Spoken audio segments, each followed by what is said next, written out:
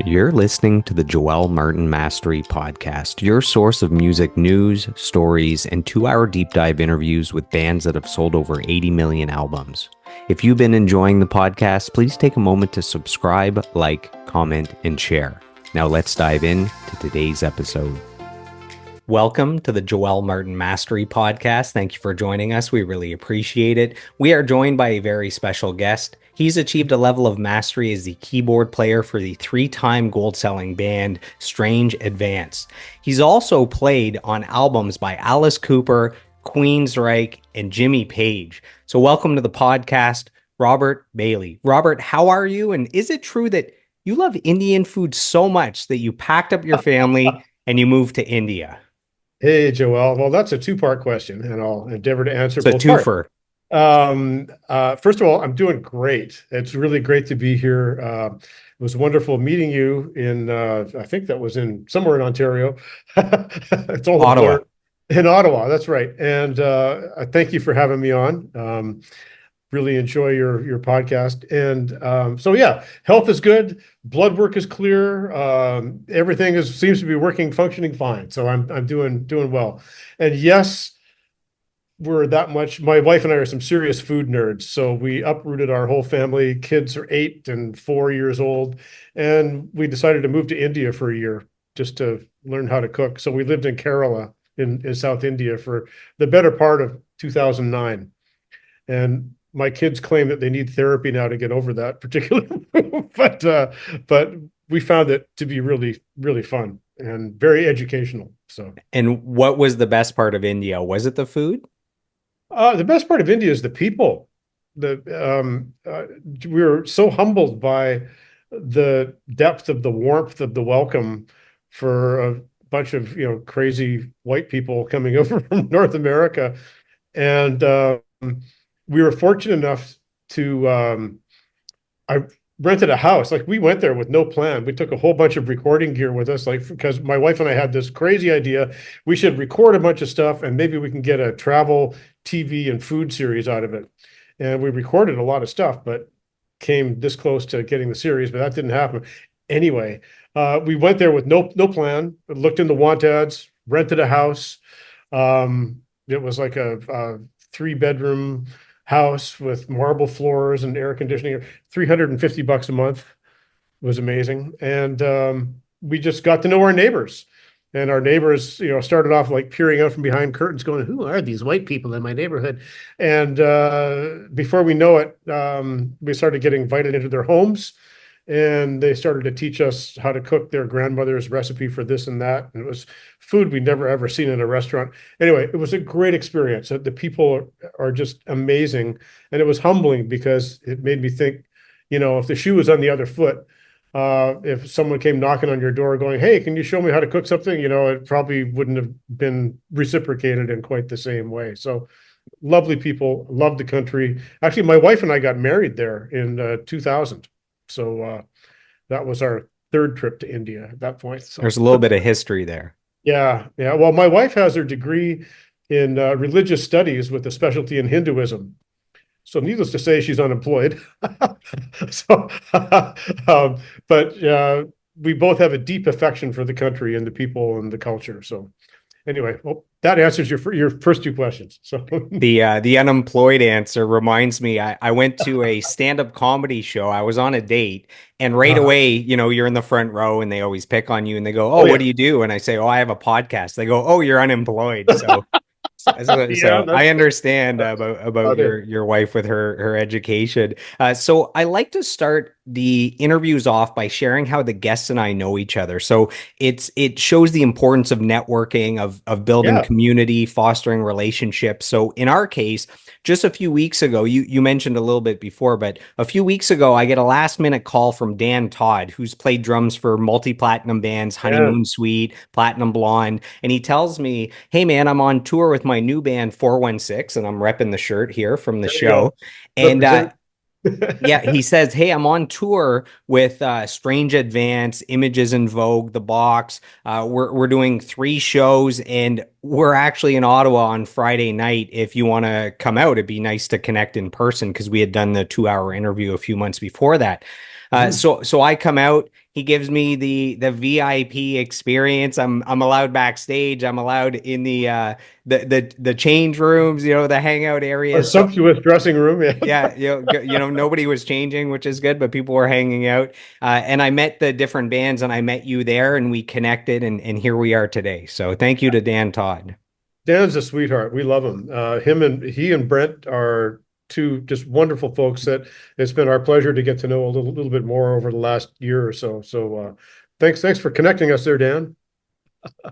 And I wanted to kick this off powerfully. So I reached out to Dan and he provided some kind words. So this is Oh from no. Dan Todd. He says, when Robert and I connected, we became friends immediately. Robert and I are so much alike in our sense of humor, and our wives are so much alike that it's crazy. Your wealth of knowledge and encouragement to guys like myself is absolute food for the soul. God bless you in the biggest way, my friend. I love your guts, even the sticky ones. That sounds very Ah, Dan like. it does sound very Dan. No, he's a lovely and talented guy. So yeah, cool. So people look at you today and they see this super successful musician. I mean, No, they don't. the artists that I named right off the bat are like global superstars, Strange Advance, super successful. But there's a story of how you got to where you are today. There's a journey there. You didn't just start, putting on these multi-platinum, pants and making these albums and That's whatever. true. So That's let's go back to the beginning. Where does this love of music come from? And is there an earliest musical memory that you can think of? um Gosh, I think as a kid, I loved pop music, like whatever was on the radio, and I was just glued to AM radio. And the classic falling asleep with the transistor radio under your ear, hoping your parents don't catch you, and all that sort of thing. And so yeah, I was just inexplicably just drawn to pop music. And I remember my mother just going, how is it you can recite the top 40 every week? She was just amazed by it. And then my aunt was a frustrated concert pianist, and she took it upon herself to try to teach me and my sister how to play the piano. And I think she said she could see that I had a bit of an inkling for music, but was very frustrated by the fact that I just was not too keen on practicing.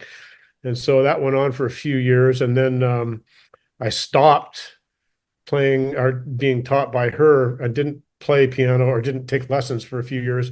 And then when I was in high school, I managed to get connected again with a really wonderful teacher named Edward Parker in North Burnaby. And he's the uncle of the concert pianist John Kimura Parker and James Parker.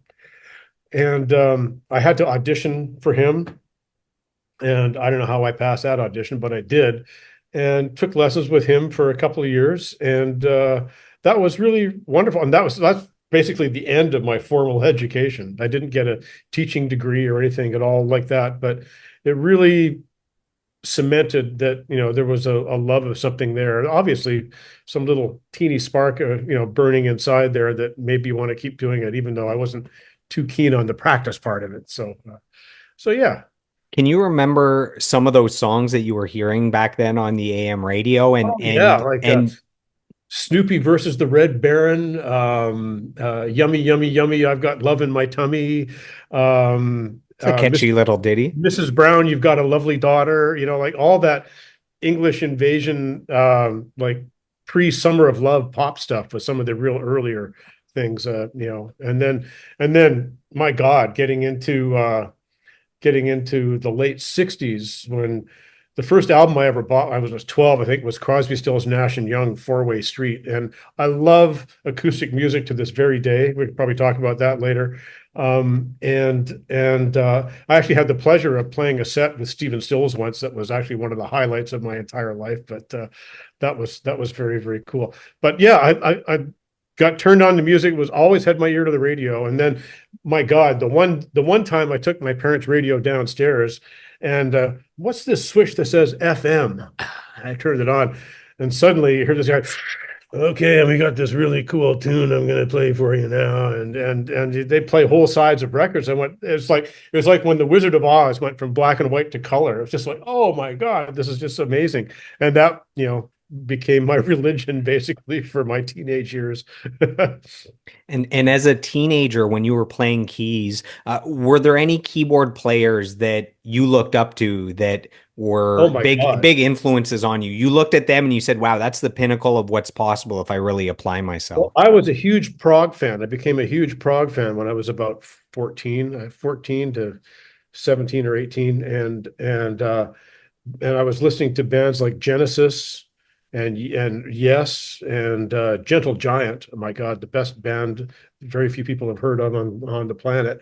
And so I was, listening to keyboard players like Patrick Moraz, Rick Wakeman, who I had the pleasure of meeting a couple of years ago, um, and Carrie Minier from Gentle Giant, Keith Emerson, of course. Although ELP never really appealed to me as much for some strange reason. It was just too. It wasn't as melodic and, shall we say, romantic as some of the other guys were. So yeah, I love that stuff. Still. And in which ways did growing up in North Burnaby and East Vancouver, British Columbia, how do you think that shaped you as a person and as a musician later on? As a person. That's interesting. It was so strange, Joel, because it was very suburban, very, very white. Looking back, I can see it as being like a cultural desert. Like there was nothing really, my parents were not into, going out, taking us to, symphonies or anything or plays or anything at all like that. It was very middle class, very, very white bread. And so, yeah, oh gosh, the biggest influence I had was, you learn how to party in North Burnaby. I guess I Well, became that's very, good. very much an expert in that area. And and there was when I was in high school, there was a culture of garage bands. So like there was always the garage band that you were lucky enough to get into, and then there was maybe one or two other competing garage bands. So there was always this, who has the coolest gear, who plays the hardest songs, and all that sort of stuff. And it is funny because from that, I mean, my a good old friend of mine, Mark Gladstone, is now the keyboard player for Prism, and he was in one of those garage bands. And I still have a lot of friends to this day that were part of that garage band kind of culture. It's fun. So I guess that was the thing that musically shaped me, because that's what was going on in our hood. So And speaking of your hood, popular musician John Webster was a neighbor of yours? John, yeah, Webb, as we affectionately call him, he was the coolest guy. He was the guy that we looked up to, because he was a year older than me and lived a couple of blocks down, and we went to the same elementary school and same high school for a while. Except he got out of high school early because he was off doing like coast to coast tours with Bobby Curtola and all. He was on a tour bus. He's going, how old is he? It was amazing. And yeah, and he had the first mini Moog, and he had a full setup. He had like a Fender Rhodes piano, a Hammond M3, and a Leslie, and a mini Moog. And we used to, walk down this and put our ear to his garage door when he was listening. Sometimes you get into and get to play the mini Moog, which is kind of fun. Yeah, he's a very talented guy. I still see him a few times a year, and wonderful guy, and technically savvy as well. In fact, I think we have the dubious distinction of being the only two digital performer DAW users. We're staunch defenders of digital performer. My studio manager makes a big joke out of it, but yeah, Webb is the main man, With definitely. with your ear to the garage door, you were soaking in everything by osmosis, I think. Yeah, I was just like, oh, I got to get one of those mini Moogs, man. I don't know. It took a long time, but finally I was able to get some sort of synth, which was darn handy in my line of work. And as a kid, before you really got into music and figured out that you wanted to be a musician, was there anything as a kid that you wanted to be when you grew up? Yes, I was fascinated with archaeology and paleontology. and all those other ologies, and I fully intended to pursue it until I discovered, much to my chagrin, that only people from families of inherited wealth tend to go into those particular pursuits. And I don't know what our family was, but it was the opposite of inherited wealth. So, yeah, it wasn't a lot of university uh, subsidizing going on for that sort of thing. So, but I'm fascinated by all that stuff. And yeah. If I met you at 12 years old, who would I be meeting? A really skinny kid who was probably too stupid to know just how sexually frustrated he really was. That might be the best answer yet for that question in the 4.5 year history of this podcast. Uh, do you remember the first concert you ever attended? I don't know if it I was at do. 12 I or do. older, but Well, you mean in terms of a rock show? just Um, yeah, and anything of note attending a concert that you the remember. first real rock concert I went to was Deep Purple at Ooh, the that's a Pacific good one. Coliseum, and god damn, they were loud. And then the unexpected bonus was ELO was the opening act, and they weren't announced or anything. They were like a surprise opening thing, and I thought that was pretty cool. And then shortly after that, I went to go see the famed Alice Cooper show, where he actually fell off the stage, and they had to stop the show about 4 or 5 songs in. That was Did he break something? he cracked his head pretty good. He couldn't really go on, but I had the pleasure of asking him about that later, but we can discuss that later. But And but and all the way back then when you saw him, was he already fully developed as the oh yeah, no, godfather of he shock was rock? Alice. He was Alice. He was, had the gallows and stuff on the guillotine on stage and everything, and dancing dwarfs. And I'm sorry, little people. Inappropriate now. Yeah, Yeah, yeah, yeah. yeah. I know we don't say that anymore. See, I'm sorry. I was raised in Burnaby. You can't take it out of me. Oh, it's Uh, all good. yeah, and yeah, he was full on. In fact, that was the peak of, I think he was still drinking and drugging at that point too. So yeah.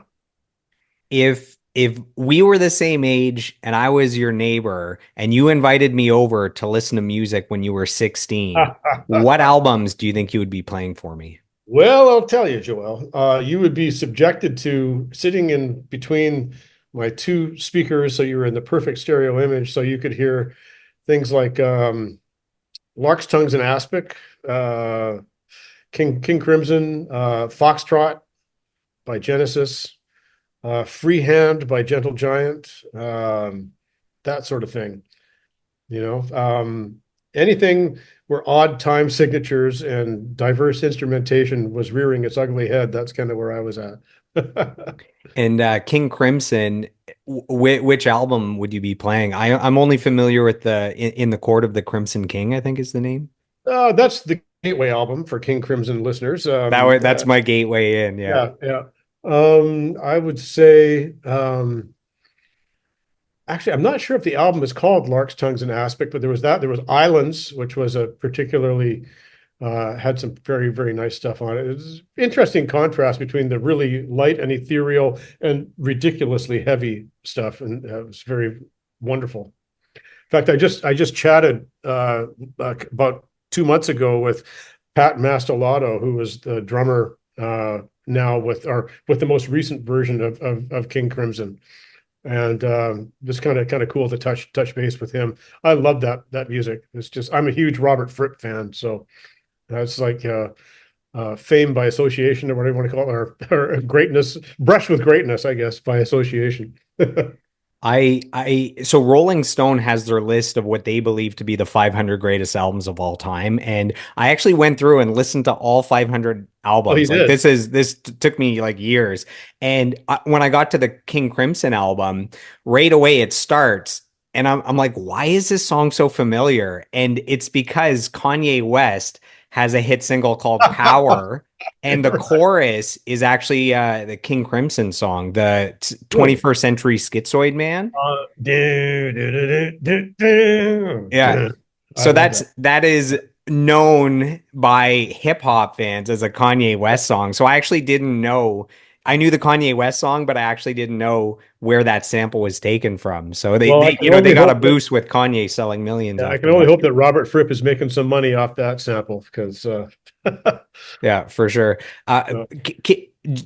Do you remember any jobs you had before becoming a professional musician? Can you think of any, humorous or terrible or memorable jobs? Our listeners love to hear these musicians that had crappy jobs like the right. rest of Okay. us. Well, I'm going to take some flack for this, but when I was 16, I got a job working at McDonald's, and nothing says, "Boy, are you seriously chronically uncool," than having your friends from high school come into the McDonald's on a Friday night, kind of half wasted, and you're sitting there with a little paper hat that says trainee on it, and all, you know. So yeah, I had that, and I worked there. Actually, I actually became a crew chief, so quasi management material. Um, and uh, and then I got fired because I sold the manager some hash, and some other guy people found out. The only thing worse than working at McDonald's is getting fired from That's McDonald's. right. That's right. But I will say this: it was looking back with hindsight and something might be called wisdom, is that it was actually a brilliant job and the a great training ground to teach you a work ethic that can be applied to other areas of your life if you're willing to absorb it. And I'm thankful for that job. Actually, it was really good training for sticking to doing something that you don't find entirely pleasant all the time, because working in a hot kitchen is not fun. But yeah, that was a great job. And then I basically ran away and joined the circus when I was about 18 and went on the road with various club bands as a light man and a sound man, and never really had a real job again until I was in my mid late 30s. So They say that McDonald's is a great company when it can this multi-billion dollar company can essentially be run by 16-year-olds. Like that's how good the training is and their systems that you can just build a new restaurant, you can plug in 16-year-olds and they can run yeah, it. they've systematized it to the nth degree. It's quite and both from the person who sweeps up the lot, that position is called, at least it was called lot and lobby when I was doing it. And then right up to the managers, like managers have to go to Hamburger University, if you can believe it. They have a whole campus called Hamburger U where they train managers. But McDonald's is basically a real estate company. It's not a food company. So it's I don't want to go down that rabbit hole right now. That's But so funny. I was actually going to bring that up that instead oh, of paying to rent the land and run the restaurant, that they buy the land and then pay themselves as a secondary company. So they kind of pioneered everything that oh um, yeah, other fast food chains do now. They kind of pioneered that. brilliant, brilliant. But I haven't eaten in one for decades now, and How dare you, sir, I'm be very so proud of it. healthy and have I know. standards? Well, you don't get to be my age and be healthy and eating there all the time. So That's a valid point. How early on did you know that you had something special to offer as a musician and that maybe you could have a career doing that? well, that's interesting because, musically, I don't see myself as being anything special. But what I do bring to the party that served me well, like right from the early 80s, is when I got into computers, was having some technical acumen. And I taught myself how to write software. And I was one of those geeks that actually read the hexadecimal MIDI implementation charts and the backs of the manuals and everything like that. And as a result of that, I'd start getting session calls to, can you come and program this thing or can you do that? And then I got into a few musical situations like when I joined Jim Foster's band in 1986. We did a Canadian tour with as a support act for Mr. when they had the number one album, video, and single in North America at the time. It was like going on tour with the Beatles. And I got this gig because Jim had an emulator too that he had to play some samples off the album. And I was not what I would call a brilliant piano player by any stretch of the imagination, but I knew how to program an emulator too, by gosh. So I got the gig and that's been kind of a constant theme all through my musical career, at least as keyboard player. I'm not the best keyboard player in the world. I get by. I do okay. I keep learning, but I don't. In answer to your question, I don't think I have anything musically incredibly special to bring to any kind of situation. So I learn my parts and I play them. And at the point where you decided that you wanted to be a professional musician, did you deal with any kind of negativity or resistance from family or friends? You know, they always tell you you should Absolutely. go get a good job, get a good education. Being a Yes. musician is that's just a pipe dream, you know. And if you did deal with that, how did you overcome that? Well, I overcame it just simply by sticking to it and actually proving that I could, eke out, and I do with emphasis on eke, out a living doing it. And my parents basically came around to the fact that, well, he's never really had to borrow money from us, and we haven't had to bail him out of jail and all those kinds of stuff. So they kind of relaxed into it eventually. And then when I joined Paul Jans's band, and we started getting Juno awards and some press and began playing on the radio. Then suddenly it was well, my son plays with a whole different. It was like the script had been flipped a little bit, and I got a huge kick out of that. So that was kind of fun. It's funny, as I interview musicians, most of them have the same story where, you know, parents or friends were kind of doubtful until they had a certain level of success, and Yeah, then they embraced yeah. they Oh, embraced them. And I always wanted him to be in the music. Yeah, that's kind yeah, of I supported them from day yeah, one. But yeah, yeah, some of my baloney. guests are like, it was when I won a Juno or a Grammy that my family finally started to believe in me. You know, oh yeah, my son won a Grammy. It's like, well, Yeah, that's where were it. you at the start? Yeah, it's funny, but I think a lot of the deciding wasn't really a decision per se. It was just being too stupid and too stubborn to want to do anything else, and a huge desire to avoid getting a regular job. So anything I could do to avoid getting a regular job. So inherent laziness pays off out there. So we have some kind words sent in from a musician who also overcame resistance. This is from Trevor Hurst, the singer for the Oh, Trevor. multi-platinum band, Econoline Crush. This is what Trevor has to say. He says, one of the most entertaining and creative moments I had in the studio was with Robert Bailey when we did the Take Me Out to the Ball game Yes. for a television show in the 90s called Due South, which I remember. That's a classic in Canada. He is an outstanding musician, engineer, and human being. So that's from Trevor Hurst. Trevor's a sweetheart. He went back to school. I don't know if you know the story of Trevor, but not only is he one of the best front men in the business, I think, great songwriter. Actually, that's a band I always wanted to join. So Trevor, if you're watching this, They're still playing and releasing albums. I know. I speak to him. We text back and forth every once in a while, but he actually went back to school and got a nursing degree and works with indigenous you know communities, offering healthcare and everything like that. And I'll go right on, Trevor. That's very, very cool. Very cool.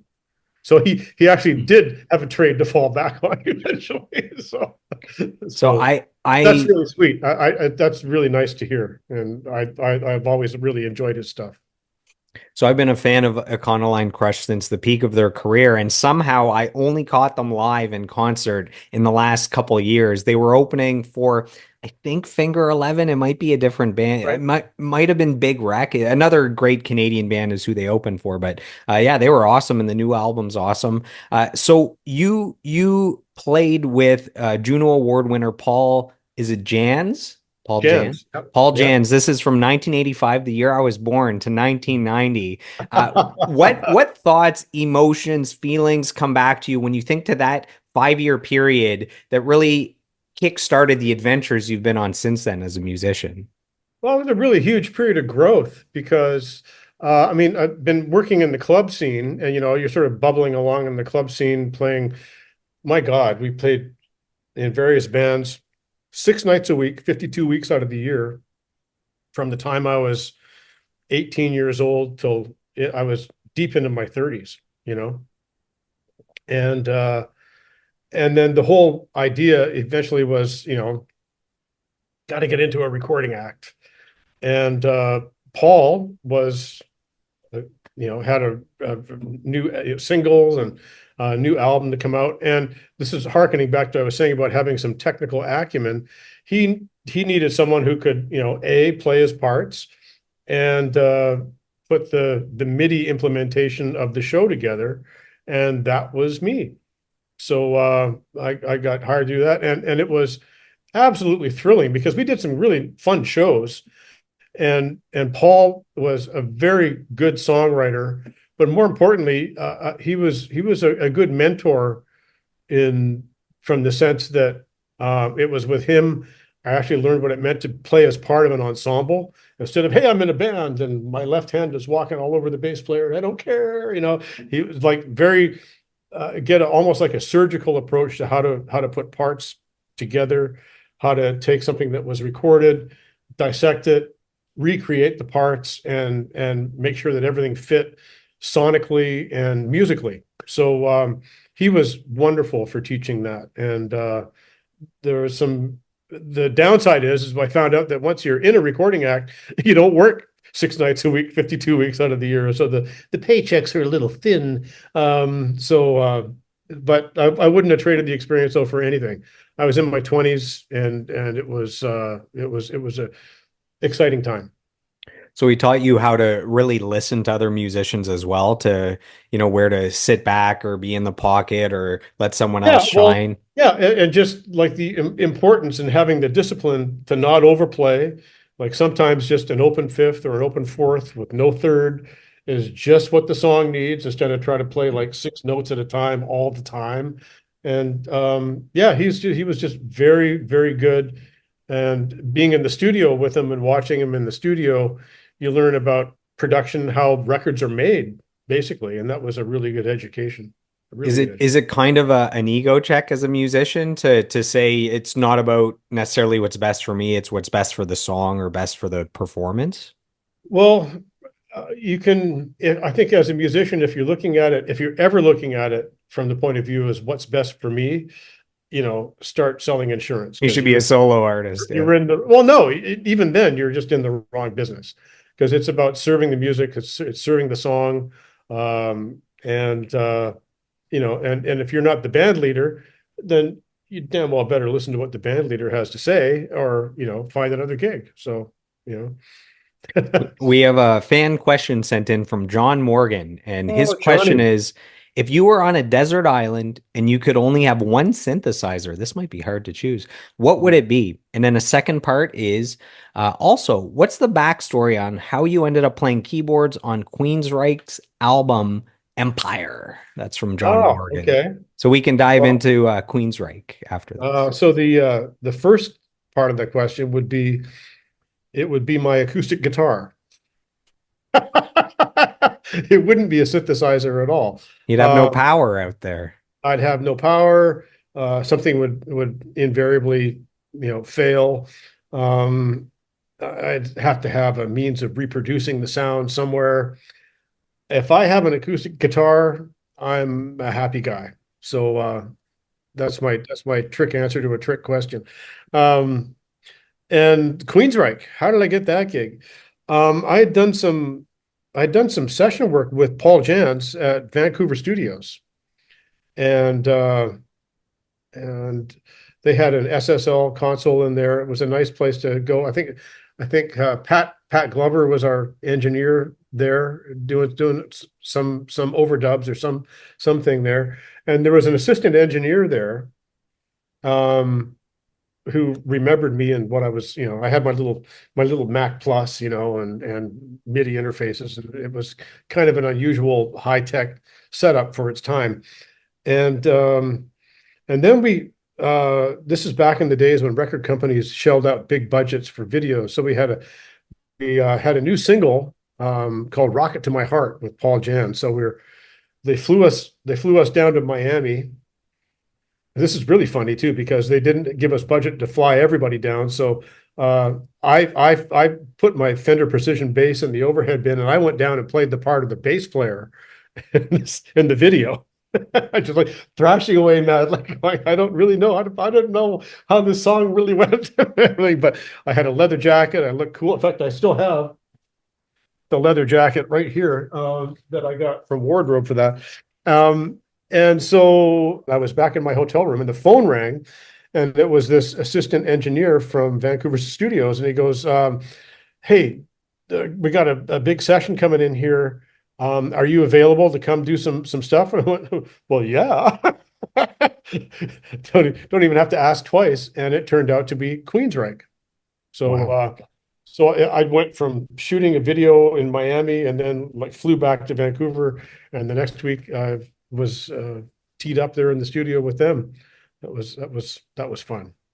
And Lovely guy. you actually showed up late to this first session. Oh, What's the story here? What is that's an this? insane story, Joel.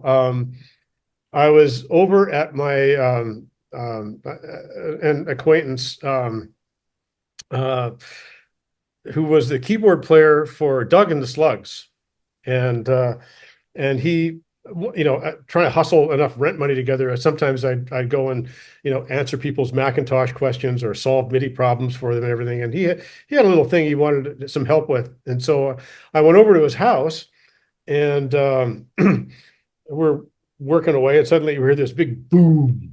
Like, I mean, what the heck was that? We look outside, and smoke starts coming from the house across the street. And went over there, and I'll be damned, like the house is on fire. And so I, being a curious guy or too stupid to know any better, I poked my head in the door of the house as the side of the house is actually on fire. I go, is anybody here? And everything, this woman, oh, I'm upstairs and everything. So you better come out. I'm not sure if you're aware. So I actually walked in the house and went up the stairs, and it looked out her kitchen window and see the flames coming up outside the window. I says, I think you better come with me. So she got her shoes, and I let her down outside. And before you know it, the fire department comes, one truck, two trucks. They've got hoses across and everything like that. And then I'm going, well, this is all very exciting. They go, oh shit, I've got to be at the studio to meet Queensryche. And I can't get out because the fire department hoses are across the thing. So I had to wait for them to, put the fire on. Can you please? Can I drive? Oh no, just drive over the hose. It's okay. So finally, I drive over the hose, and I go down to the studio, and I rush and say, I'm so sorry I'm late. I'm so sorry I'm late. Laid out the whole story, and then if you see on the album, my credit is Rob Rescue Bailey, and yeah. But as a postscript for that whole story, I got home from the studio, and I nailed down. I got the gig. I'm going to be doing some keyboards in this, and I got home and I had a beer, and I was going, what a weird day that was. And then the phone rang, and it was a reporter from the Vancouver province, and he goes, well, we're talking to some people. I understand you were quite the valuable person out there. And just, oh no, I just went upstairs. She grabbed her shoes, and I just brought her downstairs, and then I went off and did something else. Didn't think anything of it. Next morning, paper arrives on my doorstep, and there in big block letters is musician is fire hero. And I'm like, what the and I got roused about that with all my friends for quite a while. So my parents got a big kick out of it though. So it was kind of funny. Just being an everyday hero beside Yeah, it's just but an accidental one. And that was my first taste of, well, sometimes the media kind of gets it wrong. Maybe I can't trust anything I read in the media. But anyway, except on your podcast, I believe everything Yes, there's no fake news here, but there's what's funny is your story is so improbable that you would think that Queensryche doesn't believe you for why you're late, and so then it helps that Yeah, you're yeah, actually on the sure. front cover House of the burned down. newspaper. Oh yeah, Yeah, right. yeah, you could show up the next day with that newspaper as a local hero. So Well, I did. I brought it in the session. Anyway, they that's were too funny. lovely guys. I just went down to Seattle. My friend, a new friend of mine, Casey, has been their drummer for the last few years. So they invited me down to Seattle to go see their show, and they're still out there banging it out on a pretty high level, man. It's pretty cool. They have some fans. They have some hardcore fans, man. It's just amazing. Yeah, But so that album comes out. That's their most commercially successful album. It goes 3 times platinum, so it's selling in the millions. 4 singles: Empire, Best I Can, Silent Lucidity, Jet City Woman. Silent Lucidity goes to #1 and gets nominated for 2 Grammys. yeah, So I'm listening to this album in its entirety with my good headphones. Man, it is such an epic album. It It sounds is. incredible. They did remaster it, so there's like an extra little oomph to it. And the musicianship is just world class. What was it like playing with such world class musicians? Well, when I started to put stuff on it, all the bed tracks were done. So it wasn't like you're in the room going, 1, 2, 3, 4, let's go. And the drums were done. They sounded great. Chris DeGarmo had just done some amazing guitars. And I think even the lead vocals were on. So we were just like adding some tiddly bits, some icing on the cake. And so I added some keyboard stuff on Silent Lucidity before the producer, Peter Collins, sent it off to Michael Kamen in London to go do the big orchestral strings on it. And that's he was and Michael Kamen did some strange advanced strings too on We Run. So he was the go-to guy for string arrangements for quite a while. So yeah. So But yeah, great, great record. some of the songs on the album have different time signatures, songs like Best I Can. Yeah. Is it difficult or more challenging for a musician to play different time signatures, or is it all the same to you? Did you find you have to count a little different? Like if you Find stop the paying groove. Yeah, attention, you might fall off the time, or it's not automatic. I heard Stuart Copeland say something about it. Uh, he said, he said, it's, if you want to play something in 5/4, he says, just add the word effing to it. And he goes, for example, you go, life is just a bowl of cherries. Well, that's in 4/4. But if you go, life is just an effing bowl of cherries, that's in 5/4. that's good advice. So, but yeah, you have to, it can take a while to learn to count it and to feel it. But usually you subdivide it. Like if it's in 5, you break it up into 3 and 2. Or if it's in 11, then, yeah, you have to do some math, which was never my strong suit. We have some kind words sent in from a multi-platinum drummer who is a massive fan of Queensryche as well as that album Empire. So this is from Rich Bedeau. He played drums on some of the most iconic albums from Finger 11. He was a founding member of Saint Asonia. He's played drums with Chris Daughtry. So this is what Rich had to say. He said, Empire is such an important album in my musical journey. This record really drove the awareness of the relationship between a drummer and a bass player for me. I Yeah. was so happy when Joel mentioned you would be on his podcast, as I can officially thank you for being a part of such an important record in my life. Thank you for your contributions to music, and I will definitely be digging deeper into your career and music after this. All the best, Robert. So that's from Rich Bedeau. What a lovely thing to say. Thank you, Rich. It was a big album for me too, because that was my first platinum record that I actually got one, arriving in the mail. I went, what is this? Oh my, it's a platinum record. And it was a good springboard career-wise, actually. So it was nice to get that official recognition and get meeting the producer, Peter Collins, the late Peter Collins, who passed away 6 or 8 months ago, I think it was. Um, because I did the Alice Cooper album with him too. And goes back to what you're saying about networking and the value of, showing up for the gig, doing a good job, and being a nice guy, and having people going, I could work with him again. That's a good thing. But that album was the springboard to many other things as well. So yeah. So it was Rich who actually turned me on to Queensryche. So in the last year or two, what I do is I have guests on the podcast for the first time to do the 2 hour deep dive interview. So that's where we cover their life, their career, their discography. And then I have the most popular guests back a year or so after, and we do my 5 favorite albums. So we spend two hours diving into their 5 favorite albums of all time. And one of his choices was Operation Mindcrime from Queensryche. So I was familiar with the band name. I knew they were a popular band. I knew that they were influential, but I couldn't pick out a song of theirs. Me neither. So so with him, I listened to that album in its entirety 2, 3, 4, 5 times, and I was blown away by the music and the musicianship and the songs, but also the it's a concept album and it's Yeah. hard enough to make a good album with good songs, but to somehow have them in an order that they tell one cohesive story, like it seems like an impossibility to me as a musician to make an album like Operation Mindcrime and actually pull it off. To the point where it's considered one of the greatest albums of all time. So I have to thank Rich for actually knowing Queensryche going into this interview with you. Nice. Oh, that's great. Yeah, concept albums get a bad name, but yeah, it takes an awful lot to do one that stands the test of time, and that's definitely one that stands the test of time for sure. So in the late 90s, you start working with multi-platinum artist Gino Vanelli. This is a Grammy nominee, a Juno Actually, Award early, winner. early, early 90s. That was not, Oh, sorry, late 1990. So early right. 90s, Yeah, but late 1990. My bad. Yeah, yeah. yeah. But sorry, I interrupted you just to get the time right. But your question again was, I was just gonna ask, what are your favorite memories from that time? This is a prominent artist in the early 90s.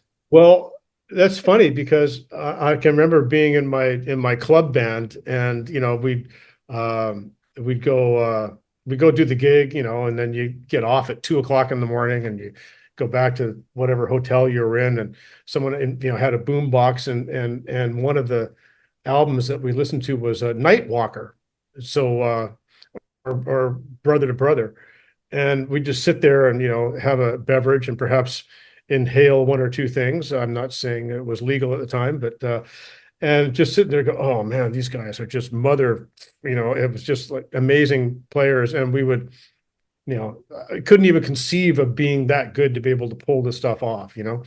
And then mm, uh, push comes to shove, and this is again revisiting the theme of knowing a little bit about the technology end of it, as well as I got a call from my friend Noah Shulkin, who now lives in Australia, and he had been offered the gig to be the keyboard tech for Joe Vanelli for this tour. And he declined. And he said, "Are you at all interested?" So he vouched for me that yeah, I knew how to connect a MIDI cable and all that stuff. And so this gig just kind of fell in my lap, and we did an entire Canadian tour. And it was this little traveling circus family. Like there was the band, the late great Enzo Tedesco on drums, my guy who's still a dear friend, Mike Miller on guitar, who's an amazing virtuoso guitar player, played with Zappa, Chick Corea, and everything, just like heavy, heavy, heavy. And then Max and Lewis was on background vocals, Gino, of course, doing his Gino thing, and Joe playing keyboards. And then Joe's wife, um, Diane, was the tour manager. So it was this weird Italian, like nuclear family, and so we went all the way across the country, and ended up in Halifax. And then from there, we went to Europe. We did a European tour all through Switzerland and Germany and France and England and everything. And it was awesome, but it was like the complete antithesis of the big tour, right? Where there's multiple buses and semi-trailers full of stuff. It was just the band on a bus and my dear friend Jim Service, who taught me how to be an effective crew guy, because I'd always been in the band. I'd never been in the crew. And it's funny because whenever I was in the band, then with Paul Jans, was my first time having crew, and show up for the gig, and well, this is plugged in wrong, or now my stuff doesn't work. Why can't I find, it's so hard to find good help and all this stuff, and you're complaining about the crew, and then the other shoe drops, and then suddenly I'm on the crew, and then after a week of being, I'm sitting there talking to, oh, those musicians are assholes. Oh man. So it was really good to see it from both sides of the fence.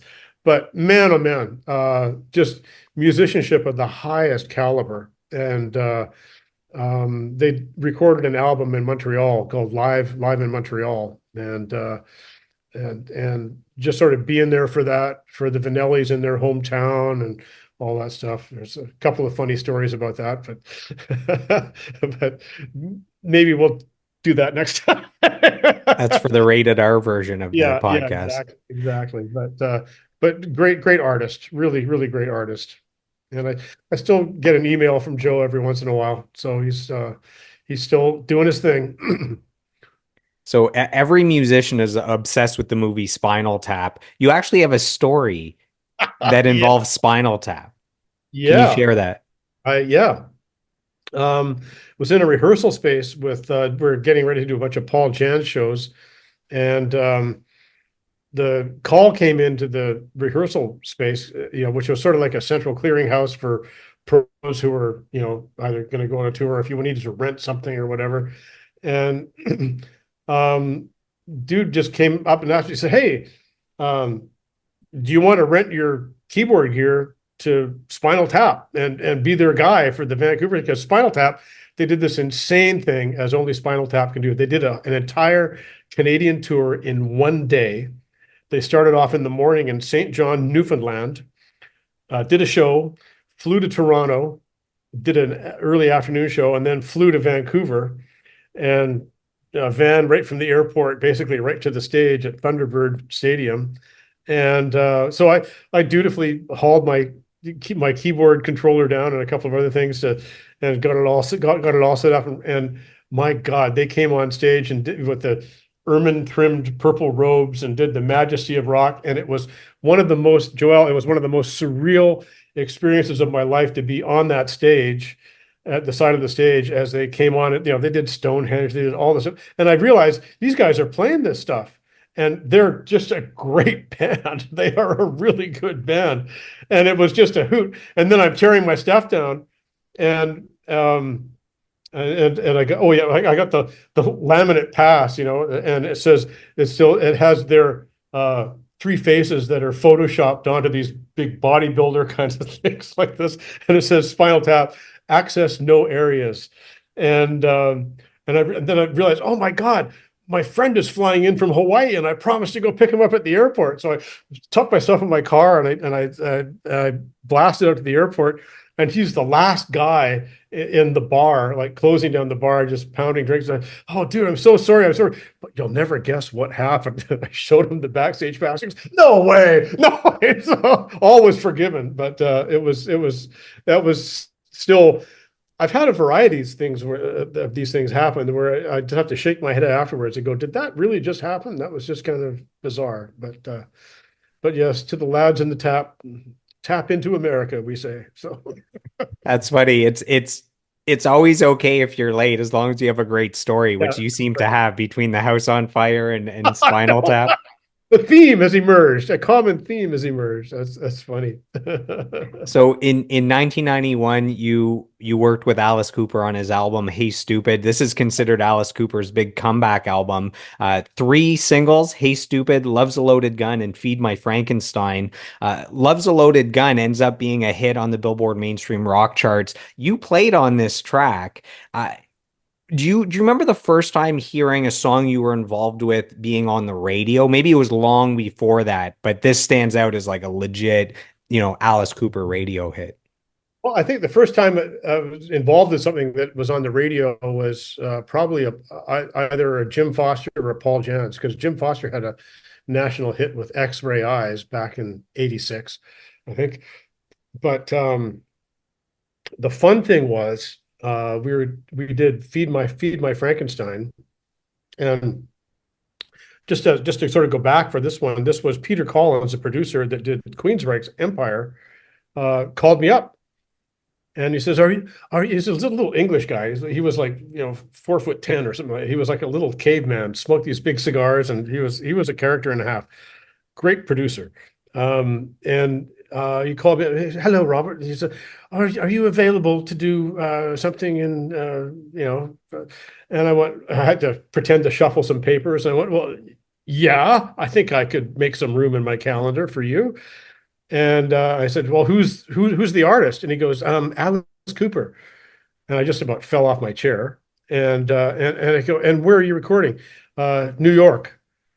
Okay. It goes, okay, then the cartage company will be there next week to come and pick up all your gear. We'll ship it to New York and we'll send you a plane ticket. I went, still my beating heart, it was pretty crazy. But going to the theater to watch Wayne's World and hearing my keyboard parts coming out of the speaker in a theater full of crowded people to feed my Frankenstein, I just about peed myself. It was so much fun, and yet very surreal at the same time, because I'm very conscious of the fact no one else knows that you had anything at all to do with this, and yet there it is. So it was kind of fun. That was my second platinum album.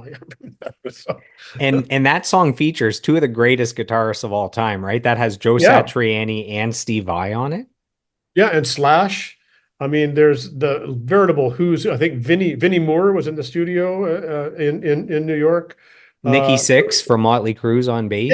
yeah, I know. It's just like a who's who of metal was on that album, Ozzy and Osbourne does backups, I think, on the opening singing track. background vocals. Yeah, it was, and yeah, it's just crazy. That was on the West Coast sessions. I didn't do any of the West Coast sessions. I just did the East Coast sessions.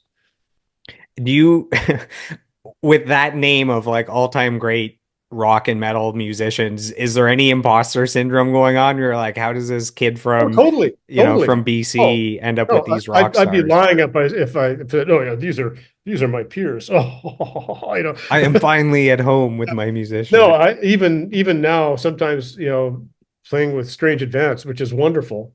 Uh, have a hard time like my good friend Ross, the drummer. We've been playing together since we were 17 years old, in his mom's basement. And almost invariably, at some point before every gig, we look at each other and go, "Can you believe we're actually doing this still?" You know, yeah, it's you nailed it. Imposter syndrome is a very real thing, and I don't think I'm the only one plagued by that. I think I've heard that from a number of other people as well that are in a similar kind of a situation.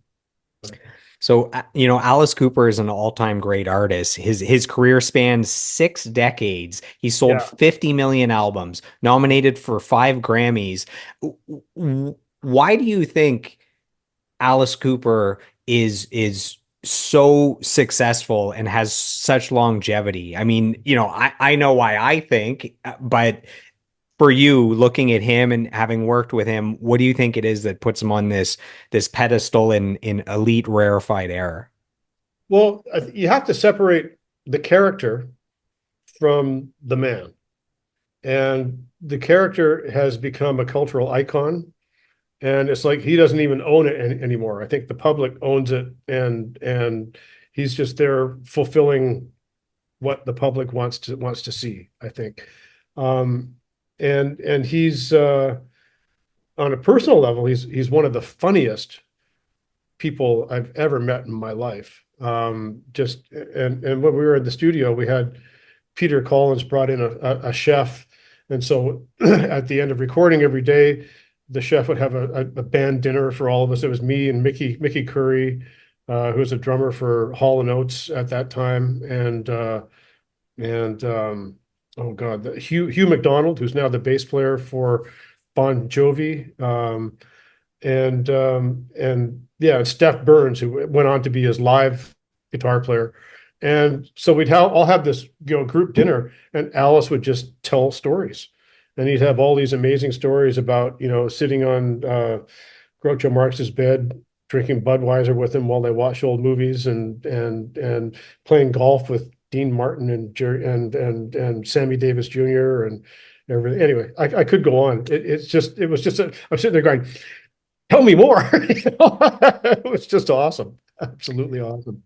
Yeah, from what I hear, Alice Cooper's like shockingly intelligent, shockingly funny, and he's been labeled. I think Rolling Stone labeled him like their favorite personality, essentially. Like interviewing him is like the gold Yeah, standard of great interviews.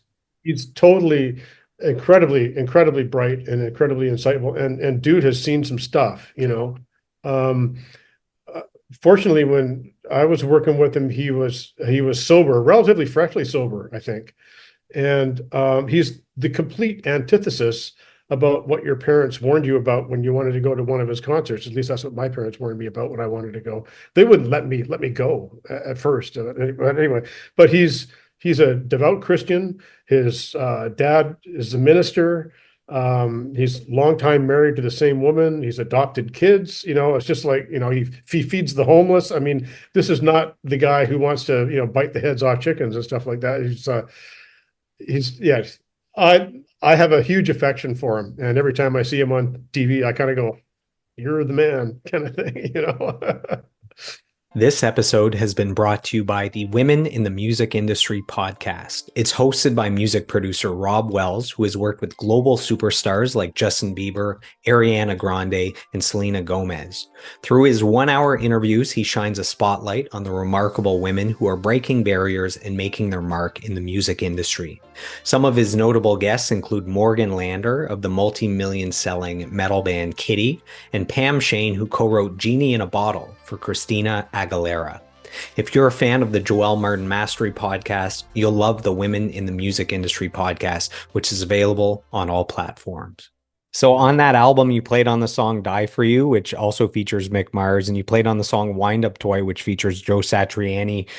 Were, there's, when it comes to recording, there's, sometimes it's a full band recording or just bed tracks, or it's in different studios and you never meet the people. Were you able to actually be in a room with Mick Mars and Joe Satriani?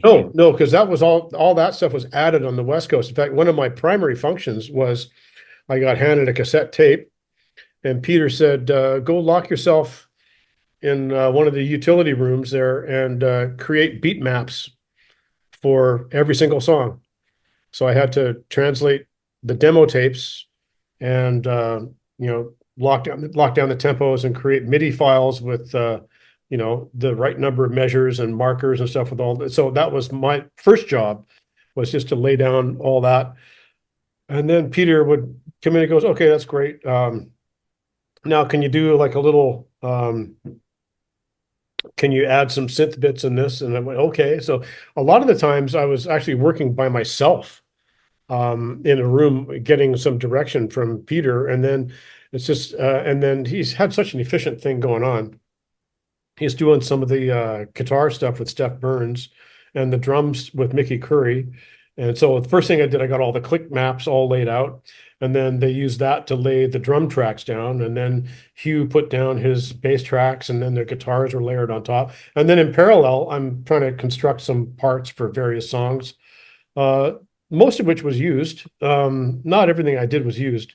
And yeah, so it's like this parallel processing machine that's kind of going on.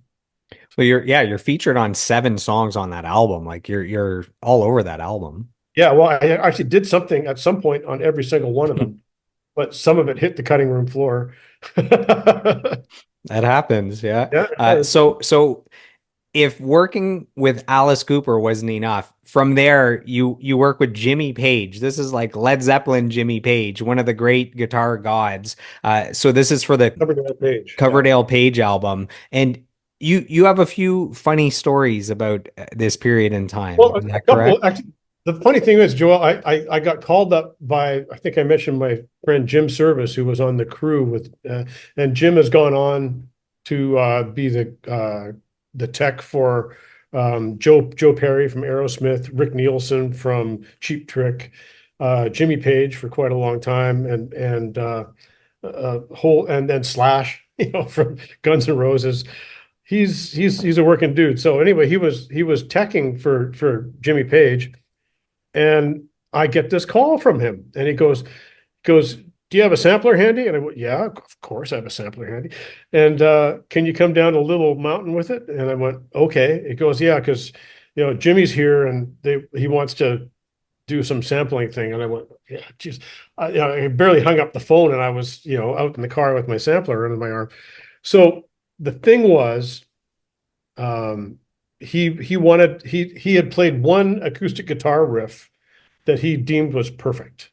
So he wanted me to sample it, and then I spent an entire like 7 hours at the studio just winding the tape back and then manually triggering this sample. And he'd be sitting there smoking some Marlboro Lights in the back, and he go, oh, I think that one was a little bit early, and I'm hearing Nigel Tufnell in my head, all this, and so wind the back. Oh, that one was lovely. And, oh, that that one was a little bit late. So flew this thing in at like 3 or 4 choruses, and it took the entire day. But before that, the funniest thing was, um, this really made me think of Nigel Tufnell, because walked in, and he had a subsection of his a subset rather of his guitar collection set up in a big horseshoe in just outside Studio A. And I went, "Oh, that looks great." He goes, "Oh, do you like the guitars?" And I go, "Yeah, I'm a bit of a guitar player myself, I dabble." And he says, "Would you like to see them?" And I went, "Oh, yes, very, very much, Jimmy Page. I would love to see your collection."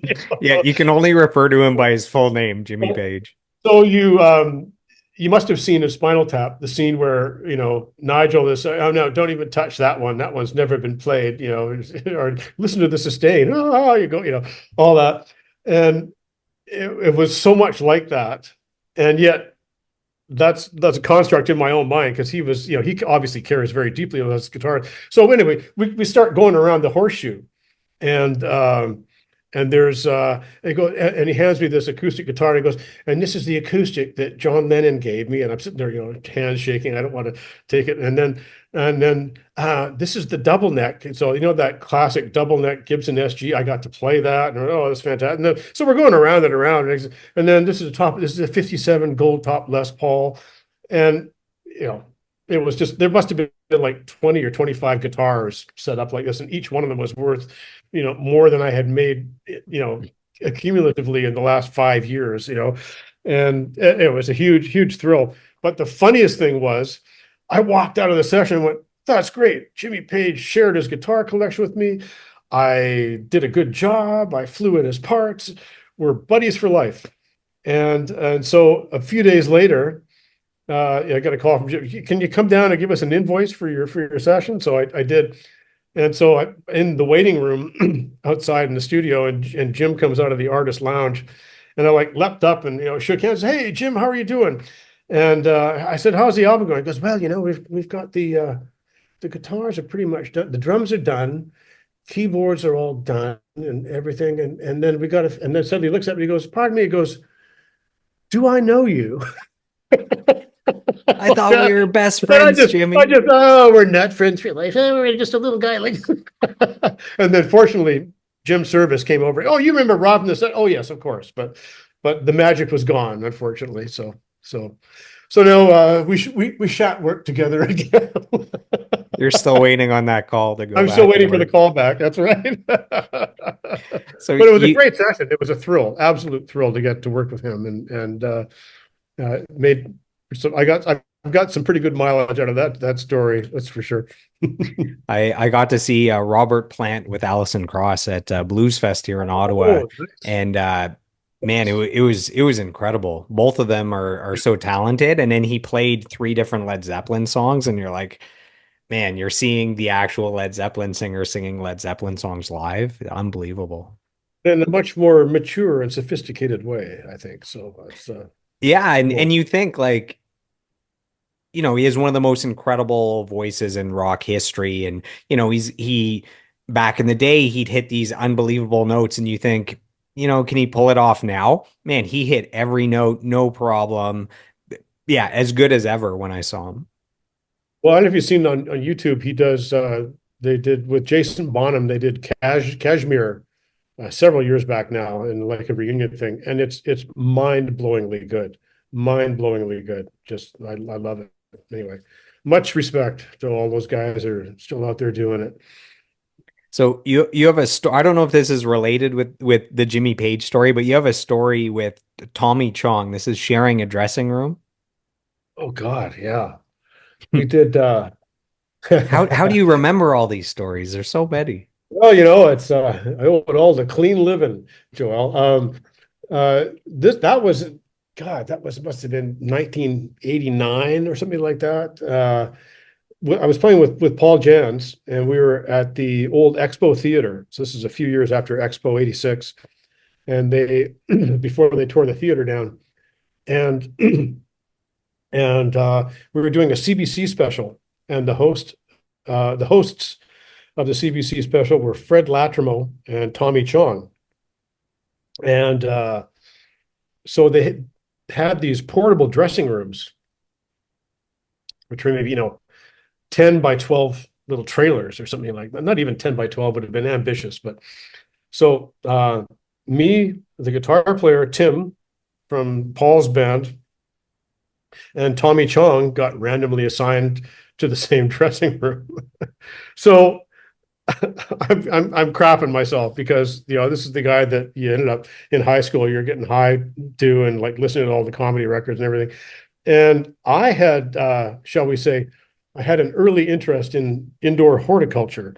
So I I had just harvested a bunch of plants, and I had this brown paper bag of shake, basically, like one level above dust. It was not my proudest moment as a farmer, and but I had this thing with me in the dressing room, and I thought, well, I can't let an opportunity like this go by.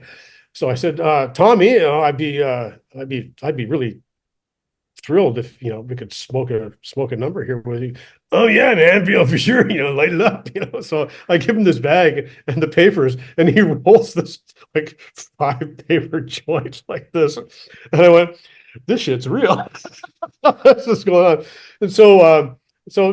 And I was embarrassed because it was not good quality. But anyway, he lights it up and lets this huge cloud of smoke. And he goes, not bad, man, not bad. And then so it is like a Cheech and Chong movie. The cloud level is going down and down and down, and our heads are disappearing in this cloud. And then we set off the smoke alarms, and so there's whoop, whoop, whoop, and he's still sitting there in the chair like this, and then we got the security guards are on the door. Hey, and he just doesn't give a crap, and he just sits there and he takes another puff of this thing and he goes, uh, "Tell the security guards if they want to come in, they got to bring their own dope, man." And eventually they went away once they were. Anyway, it just yeah. Truth is stranger than fiction. That's all I could say. He was exactly as advertised with Cheech and Exactly as Chong. one would have hoped that he would have been. So instead of, oh no, I never touched the stuff. It was just like, oh yeah, for sure, man, right on. Yeah. At least it So, wasn't the Maui Wowie that he followed his dog around, to collect it. starting in 1994, starting there, going forward all the way to 2004, you work with three of the biggest video game companies in the Yeah. world. So Electronic Arts, Rockstar Games, Activision, these three companies create the games in the biggest franchises on the planet, like Battlefield, Grand Theft Auto, Call of Duty, Red Dead Redemption. How does one end up in the video game world? Well, I started off actually at EA as a composer, like writing music for video games, and then became interested in the technical, like how they actually get built. And I I ended up being the audio director for a game called FIFA Soccer, because we were developing the franchise FIFA at that time. And Just the biggest sports video game yeah, franchise so on I the was planet. in charge of all the audio for that for a number of years. In fact, I invented the system that they used for interactive play-by-play, like all the software and stuff that made the decisions at game time to put different chunks of speech together to make the play-by-play. And that's the big claim to fame there, working for EA. That helped to pay for my house. So yeah, working with them was great. And at that point, I mean, there came a point in my so-called career that I realized, well, I'm deep into my 30s here. I'm not anywhere near as rich and famous as I thought I might have been when I was in my early 20s. So maybe I should get a job, man. So go working for the man. So I sort of gave up playing live for a number of years, actually, a long time, and went into the computer software slash game business. And do you actually enjoy playing video games, or it's more you prefer doing sound for them? Well, for me, I don't play games. I've never played games, but for me, the meta game is the game of how to create the game. That I found to be a significant fun challenge and infinitely more difficult than actually playing the game itself. So yeah, that was fun. But I'm not now, even though I'm still involved with a really great game company, I'm ashamed to admit, or maybe it's a badge of honor. I don't know. I don't actually play games on a regular basis. I've got other shit to do. That's fair. Let's dive into Strange Advance. This is how I met you. This is when I Yes. think of you, I think Strange Advance, and everything else is a bonus.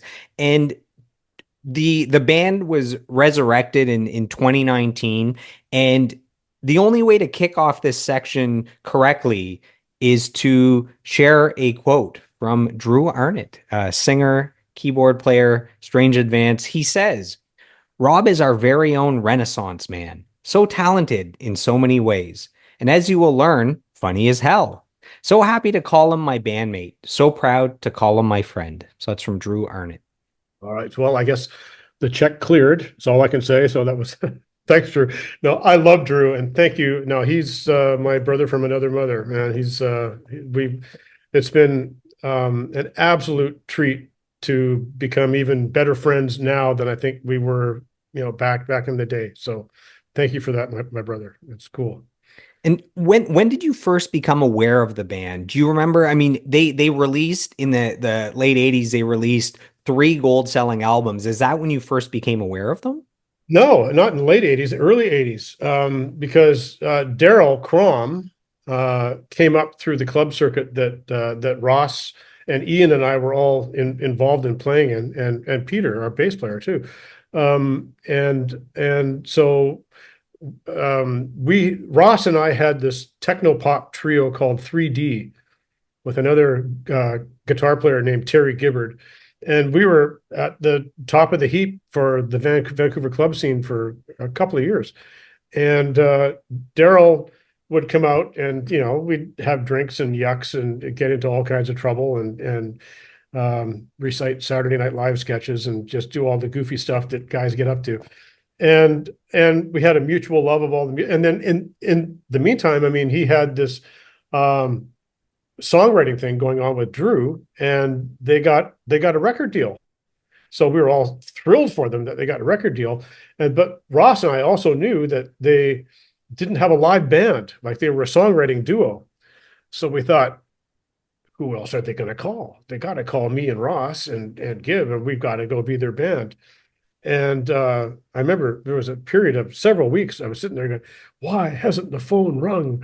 Why? And years later when Drew and I got together with this thing again, I asked him about this. He goes, oh, never crossed my mind really, and so much to my chagrin. But Ian was in the earliest incarnation of the touring band, and Ian was also my old roommate. We played in another band called Secret Service. And yeah, it's all very cross-pollinate-y kind of thing here because we're all really old friends from being back in the club scene of the day. But it does go back to the early 80s, not the late 80s, to go back to correctly answering your question. And for this new incarnation of the band, normally I ask if you had to audition, but you know them for so long. Did they just request, did they just offer it, or did you have to Well, there audition was to make there sure the was fit was there was right? no they. There was Drew, and It was he, the royal he. yeah, and I remember my wife and I we had a bed and breakfast going at our house and recording studio for a while. And Drew came out one weekend and spent a couple of nights at our bed and breakfast, and we got to talking. And so I'm saying, so what about Strange Advance? Why don't you do something with Strange Advance? And he goes, well, I don't know. I don't know if the market's out there. I don't know if there's any interest out there. Who cares about Strange Advance? And I went, I think you're wrong. I think that there's a legacy out there, that should be honored. And at the very least, I tried to talk Drew initially into doing like a storytellers tour, where you go out and you have an acoustic guitar and a keyboard, some video clips, some demo tapes, and you play a little bit of this and you tell some stories and play some clips. And that's an hour and a half worth of entertainment. You could fill a 200-seat theater with that with no overhead. I said, there's an audience out there for that. I'm sure of it. And he goes, oh, maybe there is. And then um, we would chat periodically. He'd call, we'd yak about stuff. And then Bowie died. and then suddenly it became real, like, God, how many years if we were going to do this, how many years do we have left to do it?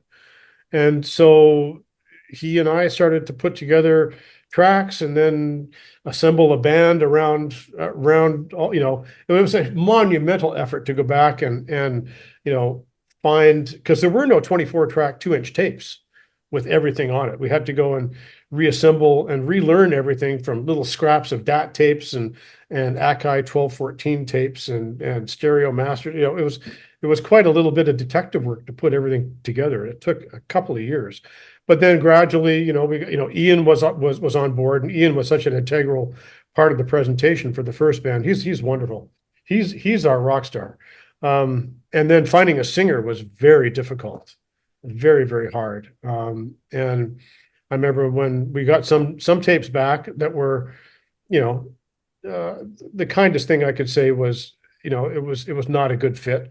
Um, and then Drew gave me a call one night. He goes, listen to this, and he sent me this thing. And I said, I think we found a singer.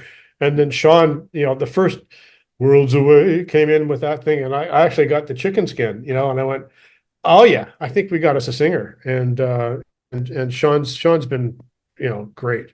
He's high energy, and yeah.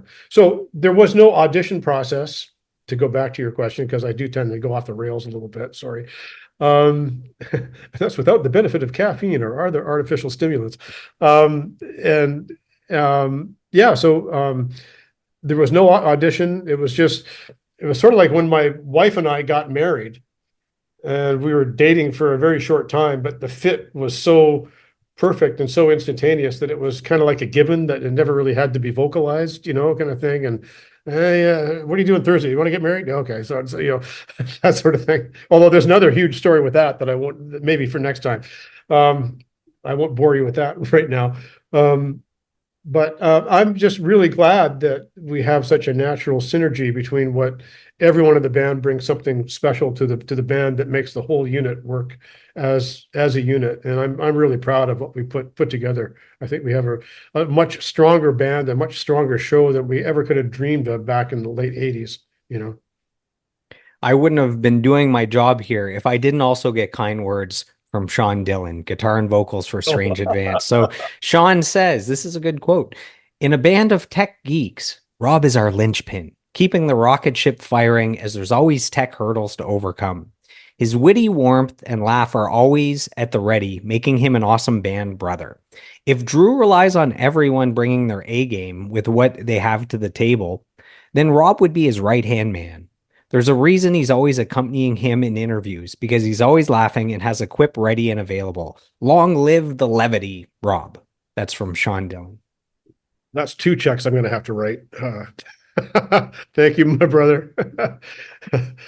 Sean, you made the whole thing fly. We couldn't do it without you, for sure. So that's so sweet to hear things like that from people that I know. It really means an awful lot, actually. It's makes me think that if I were to get hit by a bus tomorrow, at least 3 people might actually show up at the service. So that's good.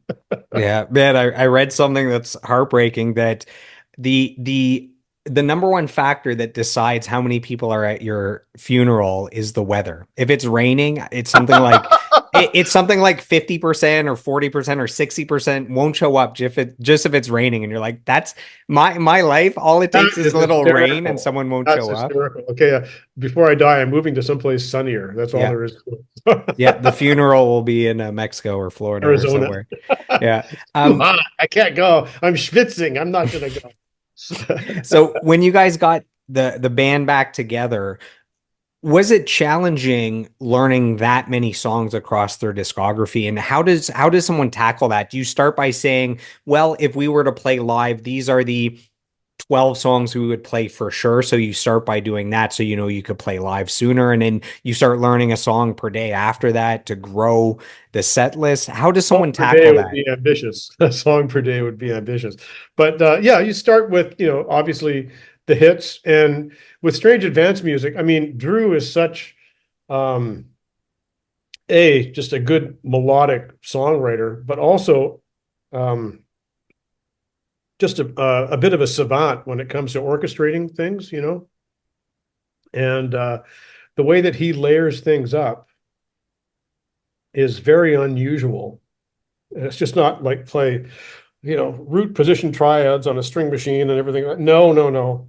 It's a full-on freaking orchestra with very detailed parts that have to be played just so with just the right timbres and all that sort of stuff.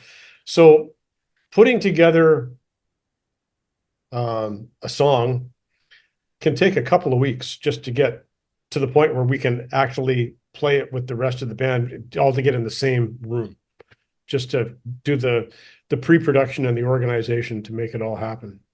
And then getting it so that it flows smoothly in a live performance situation, that's another challenge, but we have special software for that. And then on top of just being able to perform the songs, how much more complexity is there by adding everything you guys have in your live show? Like I saw you guys and there's big screens, there's projectors, there's lasers, there's a fog machine. How do you sync it all up on Well, top of just being able to play the music well as musicians? right. Well, Drew and I are both playing keyboards live, and it's not embarrassing, but we also have some backing things like the orchestral stuff that we can't necessarily play, or special effects that were part of the original record that would be very challenging to put together, like a backwards vocal part or something like that. So I'll run it down for you. I have two Macintoshes, little Mac Minis that are clones of each other, and they sit in a rack.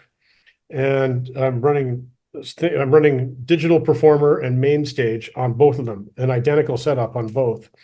And then I have a system.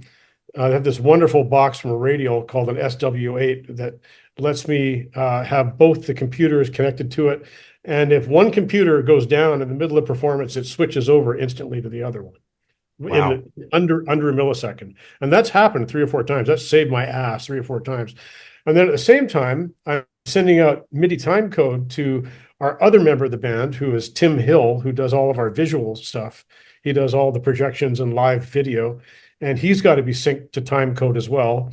And then the click that we're all hearing in our in-ears to keep us all on tempo, because there is no sound on stage at all. It's all direct in-ear stuff. All that is coming from the computer as well. And then to control it all, I wrote an iPad app that has sets up a wireless MIDI session with every Macintosh that's on stage, and allows me to put my set list in it, and I can call up any song, start, and then it starts all the machines at once. And yeah, it's you know, it's not like, it's blues in E, it's not like that at all. So you have to be able to play parts, you have to be able to play in time. And then there's this whole other layer that the more that, quite frankly, that the audience is not aware of, that kind of adds to the magic of the presentation, I think. But Tim, I can't underestimate how valuable Tim is in the overall look of the show. He's coding up the lasers and syncing it with what I'm doing and doing all the visual stuff. It's fantastic. I love it. I Man, love it. just hearing all the technology, everything that's going on to make the show run smoothly makes me appreciate the show that I just saw a few weeks ago. I watch and it's just a great live band playing great music. And I guess that's how the technology is being used correctly, is you don't necessarily notice how much You stuff don't is even want to going know it's on. there, right? It's just like, that looks cool. That sounds good. That's kind of what you want. And then we have a system now where we all have in-ear monitors, and we all have a separate monitor mix. And then we can all control our individual mix from our iPhones, our iPads. So when we're on stage, we're all in charge of our own monitor mix. And then we send one Ethernet cable out to the front of house, and that connects to the desk. So there's no hassles with monitors. We don't even have to have a monitor guy outside of the stage when we do a show, because it's all the same from show to show. So So you I guys you guys released the album 4 in 2021. This is the band's first album in 33 years. Yeah, well, we've been busy, Joel. I mean, what can Yeah, I say? You know, just 33-year gap, you uh, know. was napping and you know. That's too funny. What were the challenges of writing, recording, and releasing an album in 2021? This is like the height of the pandemic. Well, the biggest challenge is that there is no record company. Therefore, there is no budget, and everything is immensely DIY. That's the biggest thing. Like back in the 80s, you'd have a budget for videos, you'd have a budget for studio time, and it would all come out of whatever royalties that you were going to be earning, and whether you earned them or not. And in fact, my friend Mike Miller from Gino Vanelli says, yeah, a record deal is like a bad loan that you can never pay off, like a bad mortgage, and you never own your house. Um, so yeah, sorry, I forgot where I was going. Because just start thinking about Mike, and there's 10 stories that come Yeah, up. just the challenges of recording Right, during the yeah, yeah, pandemic. and so everything is very DIY. Like when we do a show now, Drew is the guy who's basically he's got to go out and secure the venues. He's got to, work with Perry, our tour guide, to, book flights, do all that stuff that otherwise, anybody but the artist should have to deal with. And so that's the biggest challenge is just trying to get the band to get gigs is one thing, because just trying to find a venue, trying to find a way to get there, trying to find a place to stay while you're there, and then come back with anything resembling a dime in your pocket at the end of it is really the biggest challenge. That's the biggest difference between doing a record now and doing it before, you know. And I mentioned this is the first album in 33 years, so I feel bad asking, but are there plans for new music moving forward? I know 33 years. We just had an album in the last few years. I'm already asking for another one, but for the Strange Advance fans, are there any new songs in the work? Any possible Yes, albums? yes, but I have to ask. we'll be in our 90s by then, and no, we're hoping to do more music. Always hoping. Drew is the kind of guy. There's always stuff going on in his head, and but we've been so busy just trying to over the last 6 or 8 months, just trying to get a few gigs organized and try to tee up some stuff from next year. That there's not a lot of bandwidth left, really, to be perfectly honest. About to be, I'm just going to sit down and do a couple of bong hits and sort of see what I can come up with on tape. And it doesn't that's hard to come by. The free time is hard to come by. You know, time So is money. Einstein proved that. So The you just played that trio of sold out shows, Montreal, Ottawa, Markham. What was your experience like? I can just talk about the Ottawa show that, I did a little video recap and there was a lineup all the way around the block. The show's sold out. All yeah, four bands were great. The music was great, looked great. Fans were into it. Like for me, it was an A plus. How were the three shows for you guys? And with that success and seeing there's a demand, are there plans to maybe do 6 shows next time or 12 we shows really for hope more so. Yeah, cities? yeah. The Ontario market, there's a lot of places, a lot more places we can play in Ontario, and it's just a matter of just being able to get the logistics together so that they can all be teed up in a logical order and promoted well. And because it costs 20 to $30,000 a week to keep the band on the road. So you got to be doing some gigs. You can't just go, well, we'll do it and put our feet up and not do anything for 4 or 5 days. You got to work your butt off. Um, what was my experience like? The experience when you're on stage is always vastly different from being out in the audience. I think anyone who plays in a band can tell you that they've had the experience of coming off stage and going, oh man, it sucked. I can't believe how bad. And then someone comes up and goes, you guys are so awesome. And then the corollary being, coming off and go, that was the best we've ever sounded and played together. And then, the club manager comes in and goes, you guys are fired. You guys don't play enough Stones. So pack up your shit and get out of here. So the experience of being on stage and participating in the moment is quite different from being quite different from being a consumer in the audience. And I know when I play a show, it's like relentless self-criticism. I mean, there's um, I always think about it in terms of, well, how many mistakes did I make? How badly did I mess something up? It wasn't like I am so awesome, because it's never I am so awesome. It's just like how far short of adequate was I tonight? And that's what keeps you motivated to try to be even more adequate the next night, I think. So, What would you say are the best and worst parts of being on the road? well, the best part is playing great music with a great bunch of guys whom I love every one of them dearly, and we're all great friends. There's no drama. There's no nothing. I love that part of it, and that hour and a bit, hour and a half that we're actually on stage playing our stuff and making people happy, and then talking to the fans afterwards is always so gratifying, especially when you hear things like, Drew. This must hit Drew much more than any of us, because he's obviously the main writer of all this stuff. But people come up and say, "Oh, I was going through cancer treatments, and this song helped me get through this thing and everything." And it's just like so touching. And it's amazing that people share these stories with us.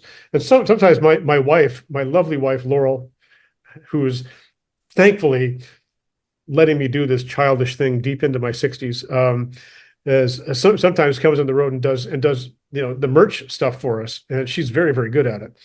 And she says I feel like a therapist or a bartender sometimes, because people come up to me and they just confess the most wildly inappropriate things about how excited they are, or what this night means to them or something like that. And it's very funny. It's a different experience being in the audience than what it is, where we are. Do you have a favorite Strange Advance song to play live? I mean, you're looking down at the set list. Is there any song where you go, "Oh man, can't wait to play that one," or you get excited when it comes up next?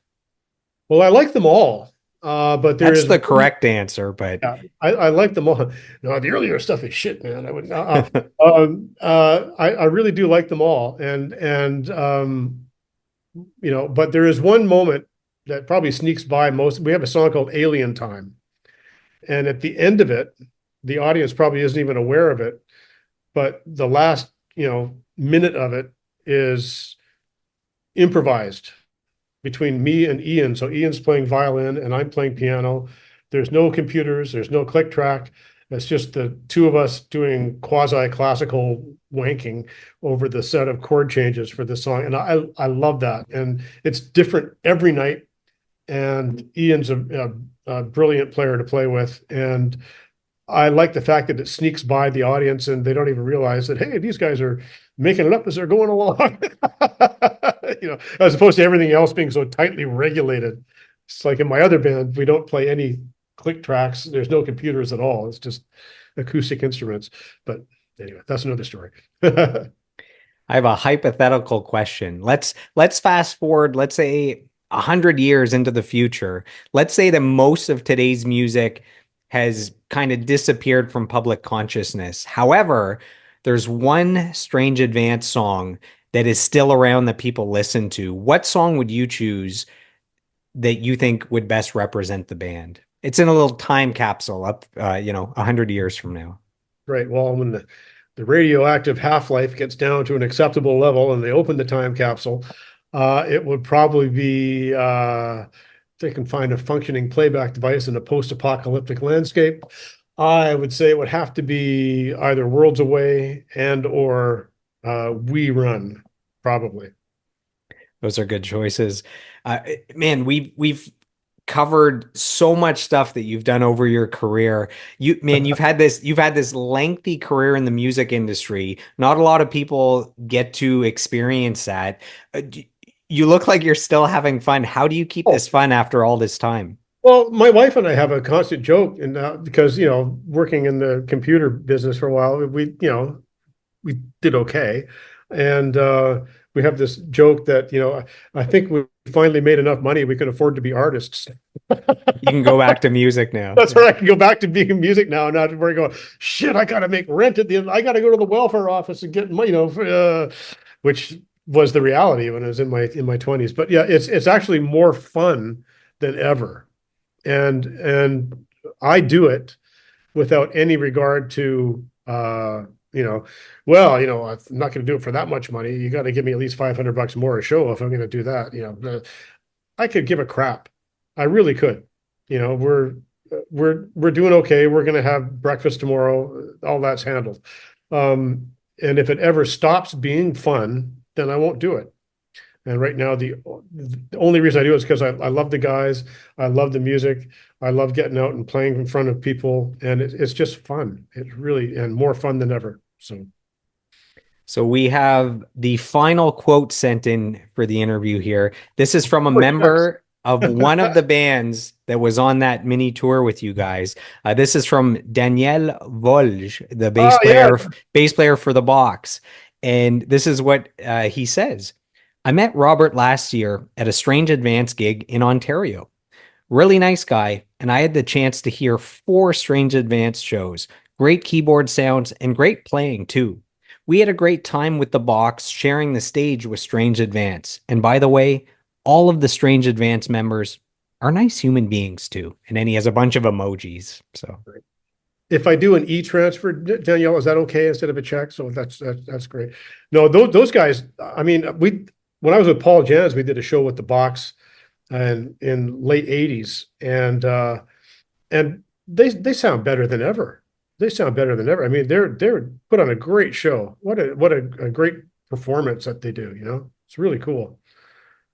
in And that images of Vogue too. it, Images of Vogue are better than they've ever been, I think. But yeah, in that 6 minute video documentary I did of that night, I have one video where I'm all the way at the back of the venue. You can see the entire sold out show, and the Box, they're singing one of their hits, and you can see they have the entire crowd in the palm of their hands singing yeah, back the chorus. It was pretty incredible.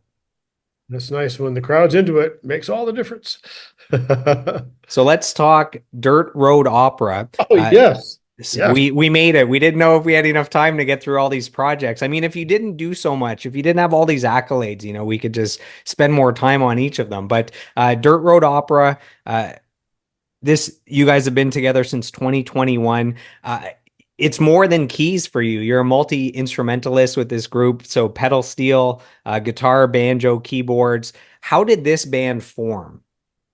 Well, this band, Rachel Matkin and Barry Mathers, have been working together for 30 odd years. In fact, they both just got inducted, and congratulations, guys, into the BC Country Music Hall of Fame just this last weekend.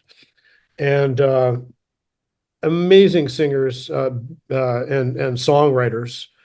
And I got asked to come up and do a concert with them a few years ago, and it was a classic thing. Well, here's the songs, woodshed them, go up and had like 1 3 hour rehearsal, and then we did a concert the next day, kind of thing.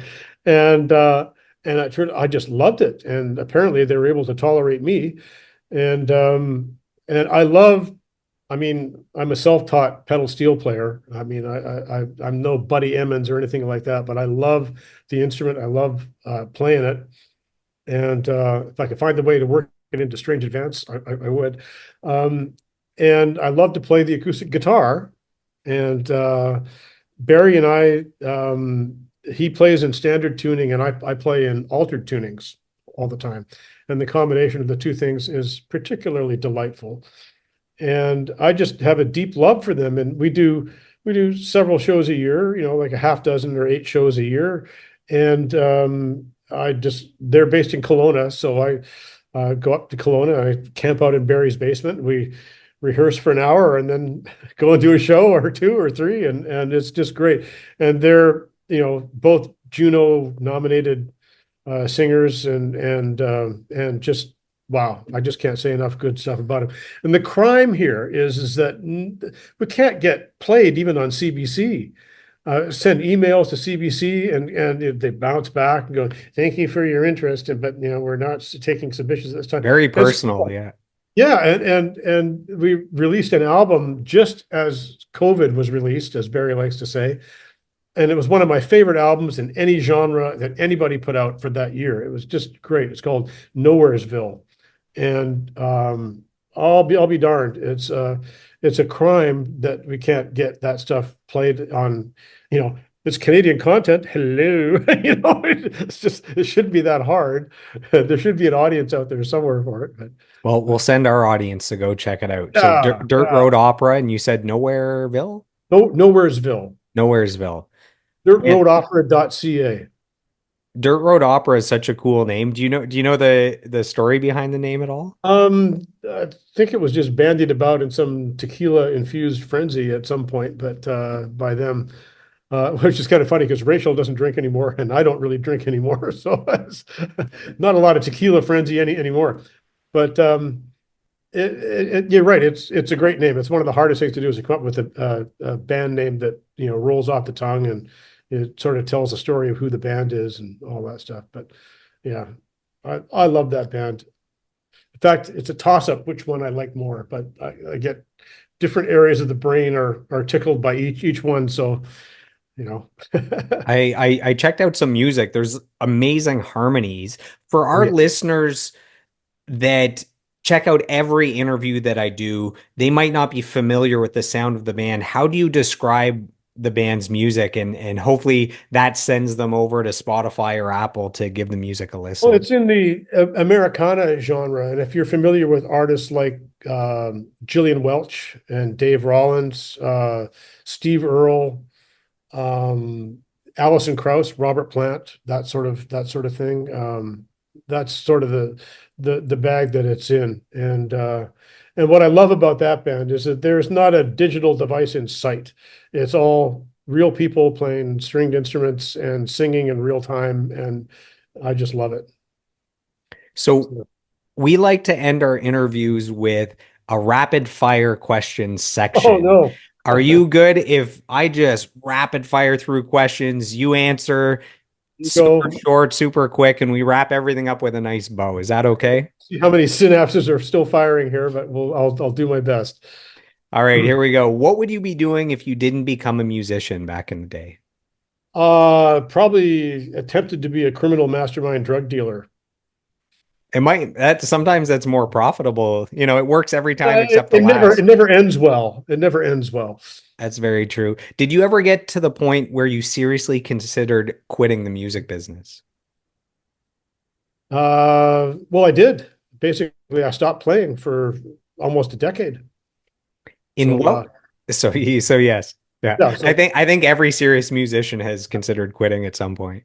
I think the music business quit me. Probably is probably closer to the truth. In what way did having kids change you as a person?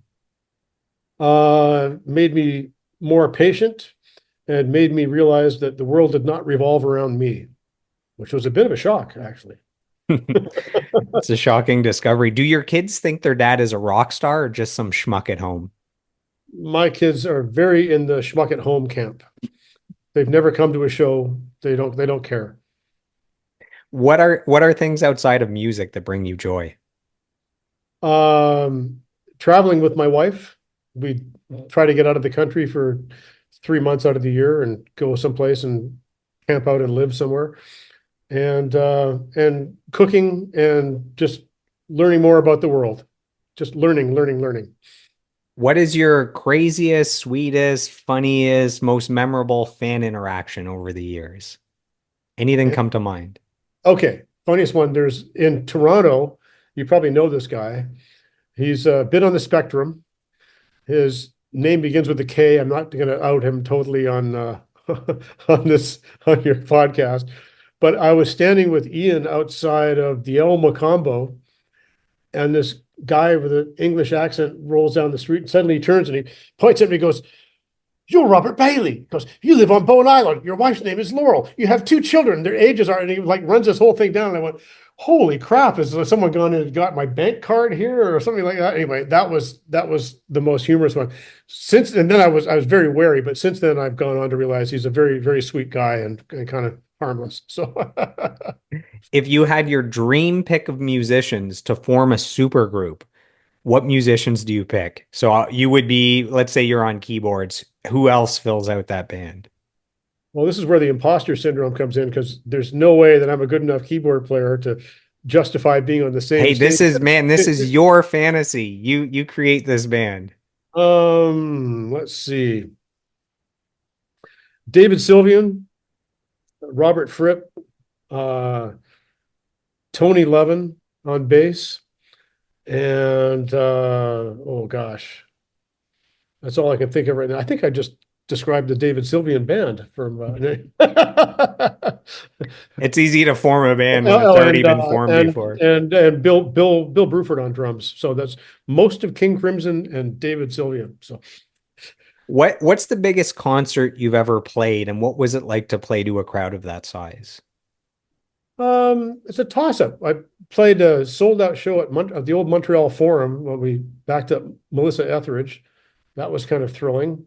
And then just this summer, we did the Sound of Music Festival in Toronto. It was like 18 or 20,000 people there. That was a pretty healthy crowd size, and it's fun. I mean, but at a certain point, uh, it all becomes the same because you're on stage. The lights are such that you can't see past the first few rows anyway.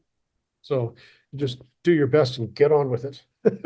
Which band or musician were you the biggest fan of before performing with them? So let's say the band you were in was opening for a band that you're a fan of. Maybe you're on a festival bill, maybe you're on tour with them. Can you think of any musicians or bands you were a big fan of that you got to play with or share the stage with? Well, actually, share the stage probably would be Stephen Stills.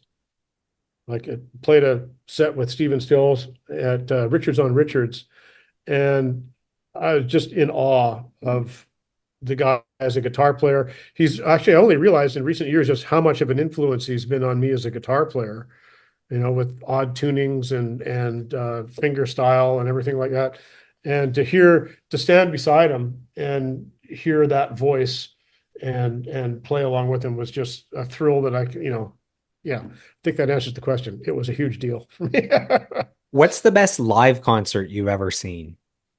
Uh, Doubleheader, yes, on the Relayer tour, and the backup band was Gentle Giant. That was heavy. What are the top misconceptions that people have about musicians? Well, A, that we're rich, and that the lifestyle is probably a little bit more glamorous than what the reality would actually be. That's uh, that's probably it. If you could sit down with anyone for a conversation, who would it be? Stephen Hawking. That's a good one. Yeah, that would be an interesting conversation. I don't know if I could type as fast as him, but So this is the final question from the rapid fire section. Let's say you are falsely accused and you end up on death row. Obviously, you didn't do it. You get one final death row meal. What do you choose? So let's say it's a meal, a dessert, and a drink. What do you choose? You're a big food guy. This is going to be a tough one, man. Final meal. I think I would fast. What? I think I would fast. If you're getting ready to meet your demise, from what I hear, bowels don't really react too happily with that. You're too selfless going into the end here. No, it's just, you want to have a lunch, what to be meditating on, what is coming next. There you go. So, just a couple questions left. These are not rapid fire. These are a little deeper, more I'm difficult exhausted. questions. So, do you have any dreams that you're still working towards that you haven't attained? I mean, we look back at your career, you've achieved so much. Are there still dreams that have eluded you that you're working towards? That's a really interesting question, Joel. Um, I think just at this point in life, you just want to continue. That's the biggest thing, and be healthy and be a good role model for your children and all that sort of stuff. Because quite frankly, as I've been sitting here blabbing for the last couple of hours, my life has been uh, far more interesting and varied than I would have ever dreamed when I was 16 or 17 years old. And I'm so grateful for that. That I'm not really achievement oriented at this point in the game because I've swum upstream and spawned. I've had my kids, and I just want to continue enjoy making music and being healthy and keep doing this for as long as I possibly can. So, And when you look back on your life and career, what are you most proud of and what are you most grateful for? I'm most grateful for my wife, and because I've seen with previous versions how horribly wrong that can go. As I like to say, Wife 2.0 was a significant upgrade. Was a And great success. yeah, yeah. And yeah, I think that's what I'm happiest about, I think.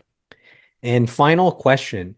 If you could sit down with your 10-year-old self and you could whisper words of advice, so taking all the years since then, all the lessons and the mentorship and the trials and tribulations and the experience, if you take everything and you can whisper words into cute little Robert's ear to help guide him through this human experience, what do you say? I would say uh, be kind to people and trust in yourself. That's great advice. So, as we wrap up, I just want to take a moment to acknowledge you for your lifelong pursuit of mastery as a keyboard player, as a musician. I want to commend you for dreaming big and following through on those dreams and showing musicians what's truly possible when you dedicate your life to music and to your craft. I want to thank you for playing on some all-time great albums like the Alice Cooper album, like the Queensryche album. That's the soundtrack to millions of lives around the world.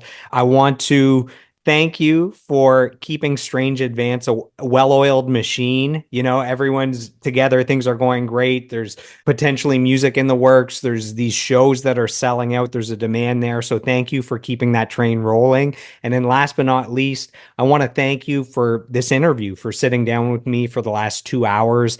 You answered all my questions. You gave me some insight into the mind of a successful musician. So Robert, thank you so much for your time. I really appreciate it. Joel, it's been an absolute pleasure, and I wish you every success with your podcast. Let's get you back to the number one zone up there. That's great. This has really been fun, and I enjoy doing these kinds of things. And I like the fact that you do your research. And I didn't hear a dumb question in the work, so I that's great. probably snuck one or two in there somewhere, Oh but well, yeah. But yeah, success is 90% being stubborn, and that's keep at awesome. it, So man. Keep. Robert, thank you so much. Thanks for the kind words to the Robert fans, to the Strange Advance fans, to the podcast fans. Thanks for sticking with us for the last 2 hours. We really appreciate it, and we'll see you on the next episode. Thanks, brother. If you've enjoyed today's episode, please take a moment to subscribe, like, comment, and share. Who would you like me to feature next for a 2 hour deep dive interview? You can let me know in the comments. You can also send me an email at joelmartinmastery@gmail.com, or you can reach out to me on all social media platforms at joelmartinmastery. So I am done. I am complete. I approve this message, and I'll see you on the next episode.